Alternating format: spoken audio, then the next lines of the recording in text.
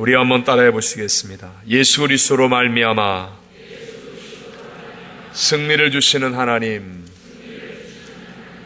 일반적으로 이런 말들을 종종 하곤 하지요. 자기 자신에게 너무 힘들 때는 나 이제 죽었다. 죽고 싶다. 또는 상대를 겁주기 위해서 하는 가장 무서운 말 중에 하나도 바로 너 죽고 싶냐? 너 죽인다. 그리고 어려워졌다는 것을 표현할 때도 이젠 우리 죽었다. 이렇게 표현하기도 합니다. 사업을 하면서 문제와 위기에 당하면 야, 힘들어 죽겠네. 너무 많이 먹어서 탈이 나도 배불러 죽겠다. 하다못해 하늘 향기 같은 잡지나 신문의 마지막 편집 마감 시간도 데드라인, 그러죠. 죽는 시간이라고 표현합니다. 이런 우리들의 일상적인 표현 속에는 영적인 메시지가 깔려 있는데, 그것은 바로 세상의 크고 작은 모든 것의 마지막은 아무도 비껴갈 수 없는 죽음이라는 것을 우리가 알고 있다는 것이죠. 사실 죽음은 세상에서의 모든 것을 멈추게 합니다. 가족과의 관계도 죽음은 멈추게 합니다. 하던 일도 좋아하는 것도 죽음은 멈추게 하죠. 싫어하는 것, 염려나 근심, 기쁨, 즐거움 다 멈추게 합니다. 아픔과 고통도 멈추게 하고 갈등과 미움도 멈추게 합니다. 그래서 삶은 죽음으로 끝난다는 생각을 하게 되고, 이렇게 정복되지 못하는 죽음은 모든 사람을 슬픔에 빠지게 하는 것입니다. 지난 주간 저희들이 그동안에 참 많이 함께 기도했고 사역했던, 또 중남미 총회장을 역임했던 고 전명진 선교사님이 소천을 받으셨습니다. 제가 급하게 볼리비아에 가서 장례식 설교를 하고 왔는데도 실감이 잘 나지 않을 정도로 갑작스러운 일이었습니다. 하물며 유가족들과 그곳에 계신 한인 현지인 성도들에게는 더 말할 것도 없는 충격이었고 슬픔이었을 것입니다. 그럼에도 불구하고 분명한 것은 하나님이 주시는 승리가 있고 또 그것을 누리게 될 것이라는 것입니다. 우리들의 이민 생활과 인생에도 전혀 생각지 못한 여러 가지 위기와 문제들이 항상 우리에게 다가오지 않습니까? 북한의 2인자였던 장성택이 하루아침에 갑자기 처형을 당한 것 같은 그런 위기가 세계 도처에 일어나고 있습니다. 자연재해, 경제 위기, 질병과 사고와 같은 위기가 가득하며, 특별히 말세에는요, 영적인 혼돈과 무질서의 위기까지 더해져가고 있습니다. 그러나 역사의 주관자는 하나님이시며 또 전지전능하신 하나님이시기 때문에 진정한 승리를 우리에게 허락하시며, 우리가 어떤 위기와 문제와 어려움 가운데 있다 할지라도 그대로 내버려 두지 않으신다는 것이죠.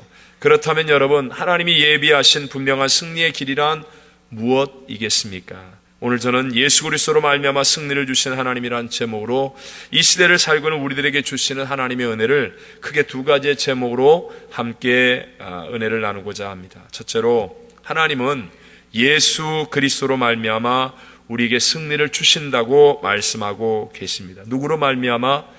예수 그리스도로 말미암아. 함께 우리 57절을 같이 읽겠습니다. 우리 주 예수 그리스도로 말미암아 승리를 주시는 하나님께 감사하노니. 아멘. 첫사람 아담과 하와의 범죄 이후로 사망의 권세는 인류를 붙들고 있는 왕권과도 같았습니다. 그러나 예수님이 인류의 모든 죄를 대신하여 십자가에서 죽으셨다가 다시 살아나셨습니다. 사망의 권세는 예수님의 부활 앞에 무너져 내린 것입니다. 그래서 하나님이 주시는 진정한 승리는 오직 부활하신 예수 그리스도로 말미암아 우리에게 주어지는 것입니다. 우리의 인생이 아무리 힘들고 어려워도요, 죽음보다 더 큰 문제는 없지 않습니까? 그런데 주님께서는 부활로 죽음을 넘어서게 해 주셨습니다. 그렇다면 부활 승리하신 주님을 믿는 우리들이 넘어서지 못할 문제는 아무것도 없을 줄로 믿습니다. 사실은 문제 자체가 심각한 것이 아니라 죽음의 권세를 잡고 있는 사탄이 문제를 이용해서 우리에게 두려움과 염려와 근심, 공포, 불안, 원망, 좌절, 포기, 이런 부정적인 마음을 넣어주기 때문에 우리가 무너져 패배자가 되는 것입니다. 원수 마귀는 끊임없이 우리로 하여금 전지전능하신 하나님, 우리에게 승리를 주시는 하나님을 생각하지 못하게 만들어 가는 것이지만, 그러나 부활 승리하신 예수 그리스도를 믿는 믿음을 가지고 있으면 그 사람은 어떤 경우에도 승리를 주시는 하나님을 향하여 시선을 돌이킬 수 있게 될 줄로 믿습니다.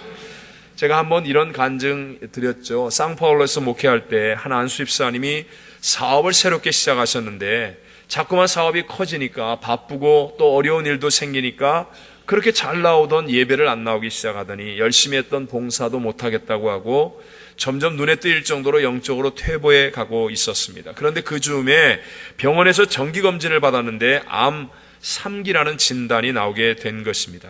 그러자 그 다음날 새벽 예배 때부터 이분이 나오기 시작하더니 매일 기도를 받고 성경을 작정하여 읽고 사업과 일에 대한 방법을 바꾸면서 하나님을 가까이 하기 시작했습니다. 그렇게 2달 정도를 지낸 후에 한국에 나가서 재검사를 받았는데 암 3기 판정이 오진이었다는 것이 밝혀진 것입니다.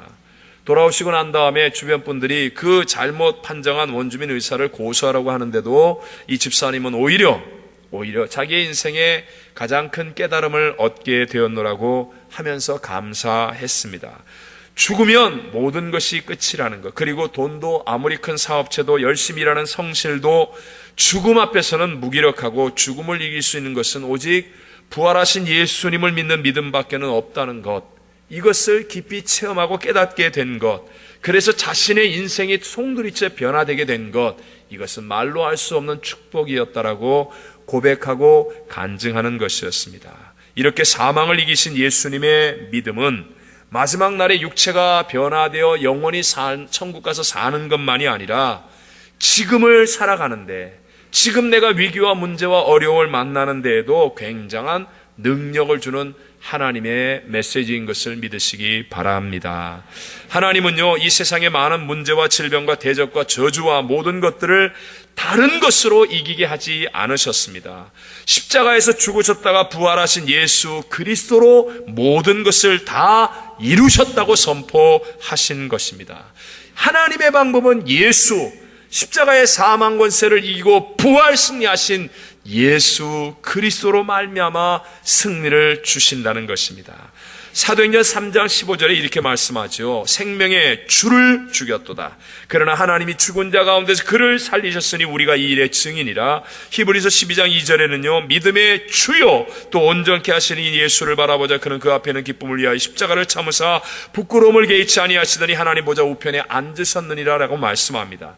여기에서 예수님을 생명의 주 또 믿음의 주, 이렇게 주라고 하는 헬라어는 아르케고스라고 말하는데요. 이것은 로드 또는 세뇨 하는 말이 아니라 비기너라는 말입니다. 근본, 뿌리, 우두머리라는 말도 있지만 시작하는 근본, 뿌리라는 뜻입니다. 오직 하나님의 입장에서는요, 사망을 이기고 부활 승리하신 예수님만이 승리의 뿌리요, 승리의 근본이 된다는 것입니다. 그래서 내가 예수 그리스도로 시작되는 인생이 돼야 되고, 예수 그리스도로 시작하는 일이 돼야 되고, 예수 그리스도로 시작하는 모든 일들이 되어지면, 그러면 우리 가운데 하나님이 주신 놀라운 승리가 어떤 위기와 어려움과 문제를 만난다 할지라도 나타나게 될 줄로 믿습니다. 치료도, 응답도, 능력도, 축복도, 기적도, 승리도 부활하신 예수님으로부터 시작되는 것임을 성경은 말씀합니다. 그래서 하나님이 우리에게 요구하는 게 뭐예요? 아무리 문제가 다가오고 위기가 다가오고 어려움이 다가와도 예수님을 묵상하라는 겁니다. 예수님을 알아가라는 것입니다. 예수님을 상대하라는 것입니다. 예수님을 찬양하라는 것입니다. 예수님의 이름으로 모여 기도하라는 것입니다. 그러면 우리에게 있지 아니하는 하나님의 놀라운 수천 수억만 가지의 방법이, 내가 상상하지 못했던 하나님의 능력이 내 위기와 문제와 어려움 가운데 나타나게 되어서 합력하여 선을 이루고 우리는 반드시 승리자가 될 줄로 믿습니다.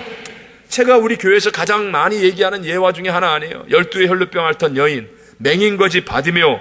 여러분, 그분들의 상황과 형편을 우리가 잘 알지 않습니까? 그분들의 형편과 상황이 우리보다 나은 사람입니까? 처절한 절망과 고통과 문제 속에 있었습니다. 그러나 그분들은 백도 없고 힘도 없고 아무것도 없지만 오직 예수님을 생각했습니다. 예수님의 소식을 듣고 예수님을 믿었습니다. 예수님을 푯대로하여 예수님께 나아갔습니다. 예수님의 옷가에 손을 대었더니 상상하지 못한 하나님의 위기를 이기고 문제를 이기고 어려움을 이기는 기적과 능력이 나타나게 된 줄로 믿습니다. 세리장 삭개오가 의롭게 변화되고 그리고 주님께 나갔습니까? 아니지 않습니까? 여전히 사람들에게 왕따를 당하는 매국노 죄인이었는데도 불구하고 세리장 삭개오의 생각 속에는 예수님을 사모하는 마음이 가득했습니다. 예수님을 바라보려고 했습니다. 예수님의 음성을 듣고 반응했습니다. 사람들이 수군거려도 예수님의 말씀대로 순종했습니다. 그랬더니 그의 인생이 변화되고 오늘날 우리에게도 도전을 주는 위대한 믿음의 영웅이 되지 않았습니까? 여러분, 오늘 중요한 게 뭐예요? 성경적인 관점에서는요, 인간적으로는 힘도 있고 빽도 있고 점잖고 완전해 보일지 모르지만 그러나 그리스도가 없는 그런 사람보다도 인간적으로는 부족하고 연약하고 손가락질 받을지는 모르지만 그러나 그리스도를 바라보고 그리스도를 생각하고 그리스도와 함께하려는 그 사람이 더 위대한 사람이 된다는 것을 믿으시기 바랍니다. 우리 자기 자신에게 정직해 보십시오. 오늘 나는 어떤 쪽의 사람입니까? 인간적으로 완전하기 위해서 내 힘과 능력으로 애를 쓰고 내 업적을 자랑하고 내가 누구인지를 보여주려고 하고 그런 사람입니까? 아니면 내가 어떻게 되든지 그리스도를 더 중요시 여기고 그리스도를 더 생각하고 그리스도를 위해 헌신하려고 하고 그리스도 이름을 높이려고 하고 그리스도를 즐거워하고 그리스도 예수를 사랑하는 그런 사람입니까? 오늘 예배 나온 나의 모습은 무엇입니까? 예배 나왔다는 나를 자랑하기 위함입니까? 예배 나온 나의 의를 하나 더 만들기 위함입니까? 오늘 이 예배의 자리에서 여러분 예수님을 생각하시고 예수님을 찬양하시고 예수님을 기뻐하시고 예수님을 만나는 축복 있게 되시기를 주의 이름으로 축원합니다. 나보다도 예수님을 더 의지하는 사람이 되어진다면 죄와 사망의 권세까지도 밟아버리는 하나님의 능력이 반드시 우리들에게 임하여 어떤 위기와 문제도 합력하여 선을 이루고 승리케 하여 주실 줄로 믿습니다. 두 번째로, 그럼 예수 그리스도로 말미암는 삶이 되기 위해서는 어떻게 해야 합니까? 세 가지의 말씀을 간단하게 나누겠습니다. 첫 번째, 먼저 예수 그리스도를 순종하는 삶이 되어야 합니다. 예수 그리스도로 말미암는 삶이 되기 위해서는 첫째, 예수 그리스도를 어떻게 하라고요? 순종하라. 예수 그리스도를 순종하는 사람이 되라. 자, 제가 한번 질문해 볼 테니까 성도님이 많으시니까 마음으로 한번 대답해 보세요. 여러분, 만약에 파산할 것이 확실한 은행이 있어요. 그 은행에다 돈 예금합니까? 안 하겠죠. 건물의 기초를 보니까 지금 무너져 가고 있습니다. 근데 그 건물 20층에는 방을 아주 싸게 판답니다. 사겠어요? 아니죠. 여러분, 버스가 와서 타려고 그러는데 운전수가 술이 취해 있어요. 막 술이 취해갖고 눈도 풀리고 입도 풀리고 막 탈라면 타고 말라면 말아 막 그래요. 탈 거예요? 아니죠. 비행기를 타려고 게이트를 나가려고 보니까 비행기가 서 있는데 비행기 날개가 부러져 있어요. 타겠습니까? 안 타지요. 만약에 여러분들이 이 질문에 아니오라고 대답한다면 내 자신의 장래가 불로 심판을 받을 세상의 손에다가 맡겨서야 되겠습니까? 확실하게 심판하겠다고 하신 이 세상에다가 내 자신의 장래를 다 맡기면 되겠습니까? 안 되겠습니까? 요한일서 2장 17절에도 간단하게 이 세상도 그 종력도 다 지나가되 오직 하나님의 뜻을 행하는 자는 영원히 거하느니라. 네. 여러분, 어디에다가 내 인생을 걸어야 합니까?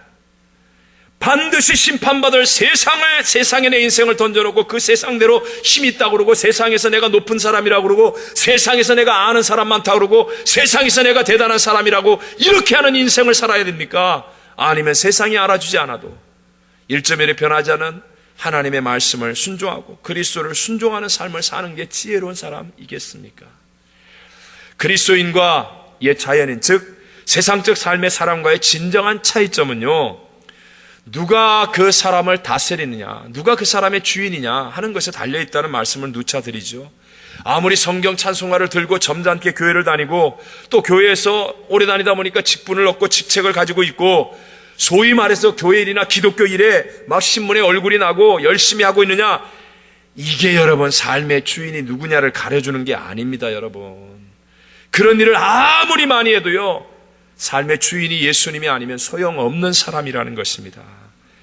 만약에 예수 그리스도가 내 삶의 주인이시라고 한다면 해야 할 가장 중요한 일이 무엇이겠습니까? 예수님을 순종하는 것임을 믿으시기 바랍니다. 네.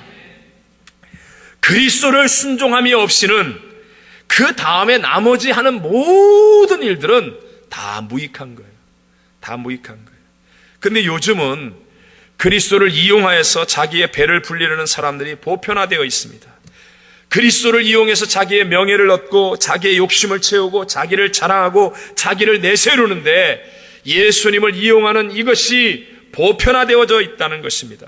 우리도 종종 하나님의 말씀에 대한 우리의 사랑 또는 기도에 대한 우리의 헌신, 말씀에 대한 우리의 지식에 대해서 사람들 앞에서 언급할 수 있습니다. 그러나 그런 것들은요, 바리새인들이나 당시의 제사장 장로들도 그렇게 했다는 사실을 알아야 됩니다. 주님께로부터 엄청나게 책망을 받고 주님을 대적했던 그 사람들도 그런 것은 그렇게 했다는 것입니다. 왜냐하면 이 모든 일의 중심이 자기의고 그리고 자기의를 나타내기 위해 나 성경 읽었어, 나 이렇게 기도해, 봐, 내가 새벽마다 나와서 기도하잖아, 내가 밤에 기도하잖아, 내가 너희들하고 달라, 난 기도하는 사람이야, 내가 교회 몇 년 다닌 줄 알아? 내가 이런 일을 했어. 자기를 내세우기 위해, 자기의를 위해 얼마든지 할 수 있다는 거예요. 이런 사람들은 자기의 주장과 자기의 의견을 굽히려고 하지 않습니다. 자기의 뜻을 이루기 위해서는 인간적이고 세속적인 수단과 방법도 막 함부로 마음대로 사용할 수 있습니다. 그러나 정말 주님을 주인으로 섬기는 사람은요, 이 한 가지가 분명합니다. 주님 뜻대로 하겠습니다. 내가 손해를 봐도, 내가 억울해도 주님 뜻대로 하겠습니다. 이 한 가지가 분명합니다. 따라하십시다. 살든지 죽든지, 흥하든지 망하든지, 성하든지 쇠하든지 주님 뜻대로 하겠습니다. 여러분, 이 순종이 훈련되게 되시기를 바랍니다. 매일매일 순간순간 주님이 나의 주인 되기를 원합니다. 내가 주님 뜻대로 하겠습니다. 하나님, 내가 부족하고 모르오니 깨우쳐 주십시오. 주님 뜻대로 순종하겠습니다. 이런 신앙생활 하게 되시기를 주의 이름으로 축원합니다. 이 땅에 오신 예수님은 그의 완전한 모범이 되지 않았습니까? 천국에 계실 모든 권리를 다 가지고 계셨지만 하나님 아버지의 뜻을 분별하여서 가장 낮고 천한 이 땅, 작은 골 베들레헴 천민의 마을 나사렛에서 힘든 목수의 아들로 태어나 자라셨습니다.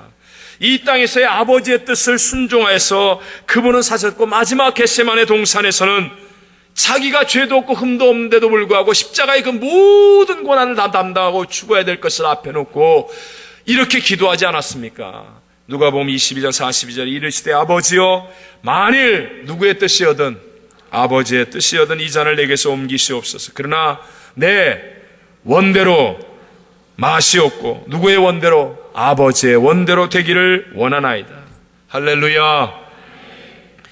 죽기까지 순종하시고, 하나님이 죽기까지 순종하시고 우리 아버지의 뜻을 순종했더니요, 하나님이 주시는 승리가 나타난다, 안 나타난다? 나타나더라. 모든 만물이 그 흉측한 십자가의 죄인의 형틀에 죽으신 예수님 앞에 무릎 꿇어요. 그리고 부활의 첫 열매가 되어 모든 인류를 구원하는 위대한 구세주가 되신 줄로 믿습니다. 왜 우리에게 기쁨이 없습니까? 왜 신앙생활 오래 하는데 감격이 없습니까? 하나님이 주시는 승리가 체험되지 않기 때문에 그래요. 하나님이 주시는 승리를 체험할 수 있는 사람은 오직 하나, 하나님의 뜻대로 순종하는 사람임을 믿으시기 바랍니다. 하나님의 뜻대로 순종하려고 주의를 성수하려고 하니까 고난이 다가와요, 눈물이 다가와요, 싸움이 일어나요, 부부싸움이 일어나요, 11조 하려니까 갈등이 생겨요, 문제가 있어요, 어려워요. 말씀대로 온유하고 겸손하게 순종하려고 하니까 미칠 것 같아요. 화가 나서 견딜 수가 없어요. 그래도 말씀대로 순종했더니 어느 날인가 말할 수 없는 하나님의 승리의 기쁨이 내 안에서부터 넘쳐나게 될 줄로 믿습니다. 눈물이 흐르고 감격이 있고, 이게 바로 예수 믿는 거구나, 이게 바로 신앙생활하는 거구나, 이 감격과 기쁨에 이끌려서 살아가는 성도들이 되시기를 바랍니다. 그러려면 반드시 하나님의 뜻대로 순종하는 사람이 되어져야 합니다. 두 번째로, 고난이 다가왔을 때, 내가 예수 그리스도를 따르는 삶이 되려면 고난이 다가왔을 때 주님께 질문하는 삶이 되어져야 합니다. 다시 한번, 고난이 다가올 때 누구에게 질문하라고요? 주님께 질문하라고요. 오늘날 기독교 신앙이 자기 욕심과 세상의 유혹에 의해서 너무나 수준이 약화되고 변질되었는데, 그 큰 원인 중에 하나는 고난에 대한 잘못된 태도 때문이라고 말할 수 있습니다. 예수를 믿으며 열심히 살고 있는 우리들에게 왜 하나님은 고난을 주시고 왜 우리를 광야로 인도하십니까? 예수를 잘 믿는데도 몸이 아픈 사람, 문제가 해결이 안 되는 사람, 결혼이 안 되는 사람, 결혼해도 가정에 문제가 있는 사람, 아이가 안 생기고 생겼다가 유산되고 아이는 많은데 돈이 없어서 힘들고 이것만 있으면 좋을 텐데 하는 그런 가시들이 왜 예수 잘 믿는 우리들에게는 이렇게 많이 있습니까? 또 하나님이 디자인하신 우리의 삶을 한번 보십시오. 우리 인생이 대개 18살까지 정도까지는 성장하고 30살까지는 점점 아름다워지다가 그 다음부터는 아니 하나님 만들었는데 왜 배가 나오는 거예요? 아니 왜 피부에 탄력이 없어지는 그 비싼 걸 막 다 찍어 바르는데도 왜 탄력이 없어지는 거예요? 네? 하나님이 디자인하셨는데 왜 이렇게 만드셨습니까? 그래야만 이 세상과 육신의 세계가 다가 아니라는 이 진실을 깨달을 수 있고 이 땅 이후의 천국과 영원한 세계를 사모하는 올바른 믿음의 사람이 되어서 살아가야 하기 때문에 그런 것임을 믿으시기 바랍니다. 유명한 신학자요 기독교 변증가인 C.S. 루이스에게 한 청년이 찾아와서 고난의 의미를 물었습니다. 하나님께서 살아계신다면 왜 고난을 주시는지 난 이해할 수가 없습니다. C.S. 루이스는 이렇게 대답했습니다. 고난은 하나님의 음성을 들을 수 있는 확성기와 같은 것이라네. 교만하고 타락한 인간에게 고난마저 없다면 얼마나 더 교만하여 타락하여 무서운 심판을 받겠는가 라고 말했다고 합니다. 인간은요 고난을 통해서 나의 미련함과 교만함이 깨어지는 거예요. 내가 얼마나 연약한 자인가를 스스로 깨닫게 되고 인생의 주관자가 하나님이심을 알게 되어 눈을 들어 하늘을 바라보게 되고 고난을 통해서 하나님의 확성기와 같은 음성을 듣게 되고 고난을 통해서 나의 연약함이 고쳐지고 새로워져서 성숙한 삶을 살아가게 되는 줄로 믿습니다. 그래서 고린도후서 4장 16절에는 우리의 겉사람은 낡아지나 우리의 속사람은 날로 새로워지도다 고백하는 거예요. 그러니까 썩어질 겉사람에게만 의지하여서 이 겉사람 잘 보이려고 겉사람에게 투자하고 겉사람을 위하여 사는 사람이 되지 말고 영원한 우리의 속사람을 위해 투자하고 성숙한 신앙인이 되라고 고난을 우리에게 허락하여 주시는 것입니다. 그렇다면 하나님의 그런 깊은 의미와 목적이 있다면 내가 이해할 수 없는 고난이 다가왔을 때 내가 무엇을 먼저 해야 하겠습니까? 그것은 바로 역사의 주관자이신 하나님께 하나님 왜 이 고난이 내게 다가왔습니까? 제가 지금 무엇을 어떻게 하기를 원하십니까? 제가 깨달아야 될 하나님의 뜻은 무엇이겠습니까? 라고 질문할 수 있는 사람이 되시기를 바랍니다. 적어도 예수를 믿는 하나님의 자녀에게 찾아오는 고난에는 반드시 하나님의 뜻과 또한 계획이 있다는 것입니다. 계시록 2장 5절에 이렇게 말씀하죠. 한번 같이 읽겠습니다.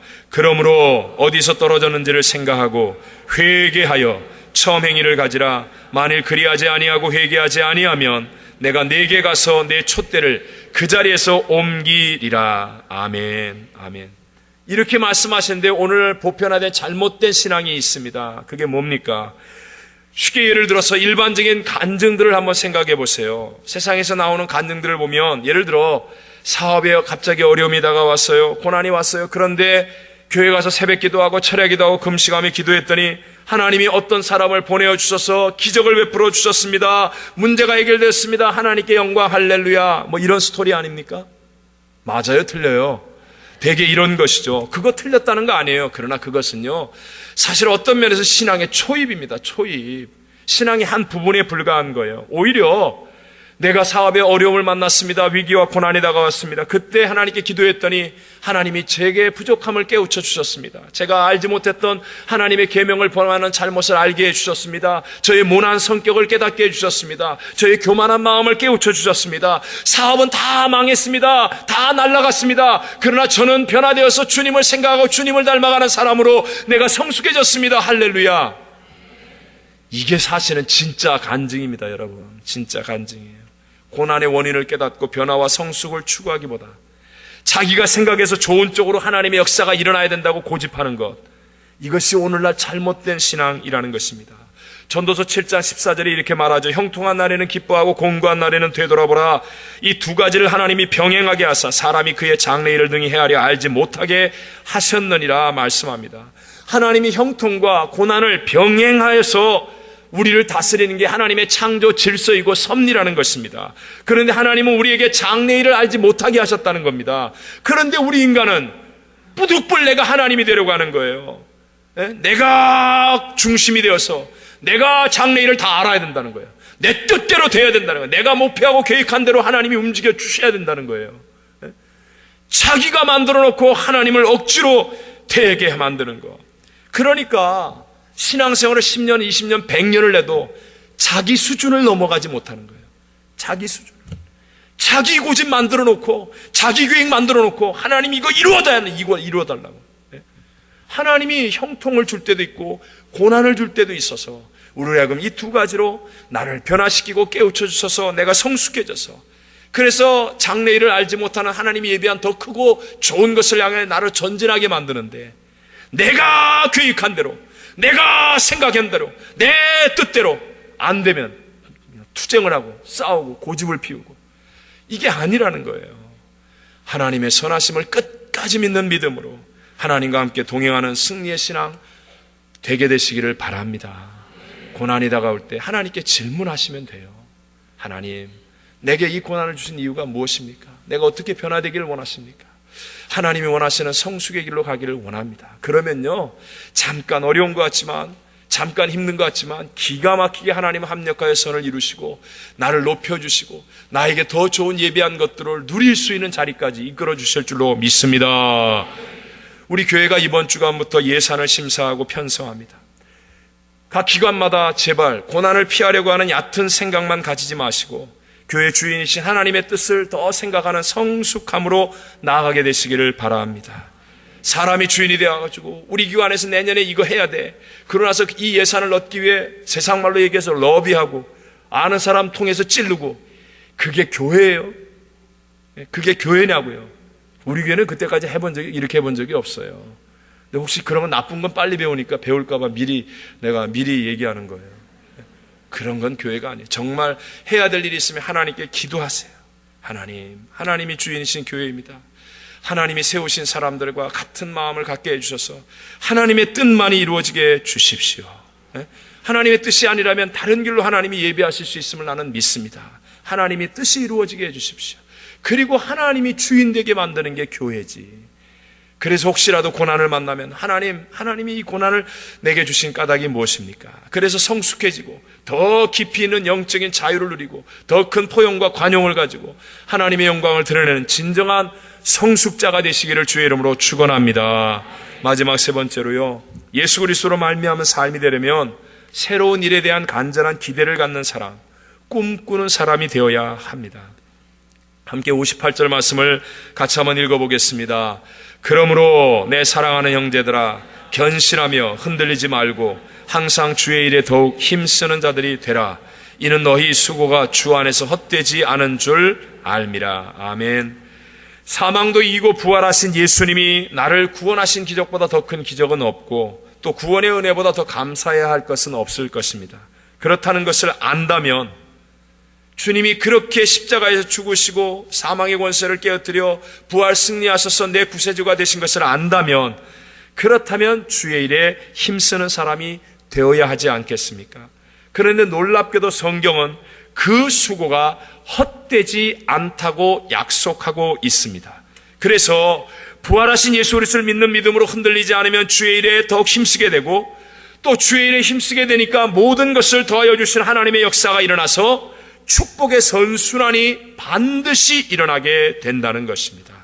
그러므로 한 번만 승리를 경험하는 사람이 아니라 계속하여 승리를 경험하는 사람이 되어지려면 새로운 일에 대한 기대감, 그리고 꿈꾸는 사람이 되어야 한다는 것입니다. 하나님은 항상 새로운 일을 행하시는 분이십니다. 대표적으로 이사야 43장 18절과 19절을 보면 이렇게 말씀합니다. 함께 읽겠습니다. 너희는 이전 일을 기억하지 말며 옛날 일을 생각하지 말라. 보라, 내가 새 일을 행하리니 이제 나타낼 것이라. 너희가 그것을 알지 못하겠느냐. 반드시 내가 광야의 길을 사막의 강을 내리니. 아멘. 또 우리가 잘 아는, 누구든지 그리스도 안에 있으면 새로운 피조물이 된다고 고린도서 5장 17절에 약속하여 말씀하지 않습니까? 그래서 예수님께서 역사하시는 곳에서는 항상 새롭게 되는 역사가 일어났습니다. 죄가 떠나가고 죄인이 용서를 받아 의인이 되는 역사, 병자가 낫고 귀신이 떠나가야 자유함이 일어나고 문제가 다 합력하여 선이 되는 새 역사들이 일어났습니다. 그러므로 예수님을 진정으로 믿고 따르는 사람들은 새로운 일에 대한 기대감, 꿈을 갖고 살아가는 사람이 되어진다는 것입니다. 지난 주간에 갑자기 소천 받으신 우리 고 전명진 목사님 볼리비아 장례식을 하면서 이제 발인 예배를 드리고 난 다음에 시신이 화장터에 갔습니다. 화장터에 가서 반은 볼리비아에다 묻고 반은 이제 이번 금요일 한국 여의도 순복음교회 교회장을 합니다. 근데 이렇게 화장장에 가기 위해서 가는데 마지막 전명진 목사님이 가장 힘을 쓰고 애썼던 베데스다 대학을 들렸다 갔습니다. 이소스 인디안촌을 가기에는 갔다 왔다 이틀이 걸리니까 그건 안 되잖아요. 그래서 대학을 이렇게 들려서 갔습니다. 워낙 따라오는 원주민들이 많아가지고 내리지도 못하고 그냥 이렇게 돌아서 너무 차가 많아가지고 이렇게 돌아서 그냥 나왔습니다. 그리고 그 다음날 여의도 순복음교회 선교국장 목사님과 함께 대학을 몇몇 목사님들이 다시 갔습니다. 저하고 가서 이렇게 바라보면서 얘기하는 거예요. 우리 지금 선교국장 안태경 선교사님도 우리 교회와 함께 했잖아요. 그래서 케냐에 선교센터를 짓고 해본 경험들이 다 있기 때문에 놀라는 거죠. 저도 그냥 왔다 갔다 빨리 급하게 왔다 갔다는 몰랐는데 그 원주민들과 함께 그냥 구석구석 하나씩 쳐다보면서 이렇게 보니까 놀라운 거예요. 선교교회에서는 우리끼리만 얘기하지만 2, 3만 불밖에는 지원해 본 적이 없대요. 근데 어떻게 이런 일을 할 수 있냐는 거예요. 어떻게 이렇게 땅을 사서 어떻게 이런 건물을 짓고 어떻게 이렇게 대학을 운영하고 어떻게 이렇게 할 수 있냐는 거예요. 그러면서 우리 모두가 내린 결론이 뭔지 아세요? 한 사람의 반론도 없이 이건 우리 전명진 목사님이 꿈꾸는 사람이기 때문에 하나님의 역사가 일어난 거다. 다른 거로는 설명할 길이 없어요. 입만 열면 꿈꾸는 얘기했어요. 저한테도 지지난주가 됐죠. 전화를 해가지고 내년 4월 달에 청소년 집회를 해야 되니까 알아서 하라고. 하여튼 내일도 바쁜데 일을 벌려가지고 그냥 근데 가슴속에 이 꿈이 그냥 이글이글 타오르는 분이에요. 그러니까 하나님의 놀라운 기적과 같은 승리의 역사들이 일어날 수 있었다는 것입니다. 여러분, 모든 위대한 역사는요, 앞을 바라보고 꿈꾸는 사람들에 의해서 일어나는 것이고, 모든 갈등과 패배는 뒤를 돌아보고 원망하고 불평하는 사람들에 의해서 만들어지는 것임을 알아야 합니다. 어떤 사람도 100%의 사람은 없어요. 예수님 이외에는 어떤 공동체도 완전한 공동체는 없어요. 뒤를 돌아보면 다 허점이 있고 불평할 일이 있고 마음 아픈 일이 있고 손해보는 일이 있는 법이에요. 그런데 뒤를 바라보고 그걸 지적하고 비난하고 불평하면 100% 패배하는 것이고요.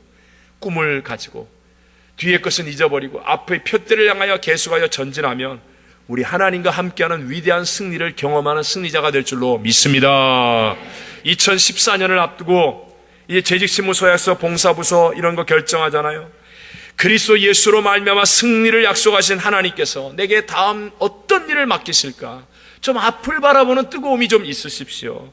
하나님께서 나를 어떻게 사용하실까? 하나님은 내가 어떻게 순종하기를 원하실까? 앞을 바라보며 앞을 향하여 기대하고 꿈꾸는 마음의 사람들이 되셔서 하나님의 음성을 들을 수 있게 되시기를 바랍니다. 결론으로 말씀을 정리하겠습니다. 전지전능하신 하나님, 역사의 주관자 하나님은 우리에게 승리를 약속하셨습니다. 우리가 어떤 시간, 어떤 장소, 어떤 환경 속에 있을지라도 함께 하시는 예수 그리스도로 말미암아 누구든지 승리를 체험하며 살아갈 수 있다고 약속하십니다. 예수 그리스도로 말미암는 삶이 되기 위해서는 먼저 내가 예수 그리스도를 순종하는 삶이 되어야 합니다. 또 고난이 다가왔을 때 주님께 질문하는 신앙이 되어져야 합니다. 내 뜻이 아닌 내 뜻을 세워놓고 내 뜻대로 하겠다는 고집을 피우는 신앙이 아니라 하나님의 뜻이 무엇인지 그 뜻을 따르겠다고 주님의 뜻을 알고자 하는 사람이 되어져야 합니다. 그리고 항상 새로운 일에 대한 간절한 기대를 갖는 사람, 꿈꾸는 사람이 되셔서 예수 그리스도로 말미암아 하나님이 주시는 승리를 체험하며 누리는 우리 모든 성도들이 다 되시기를 주님 이름으로 축원합니다.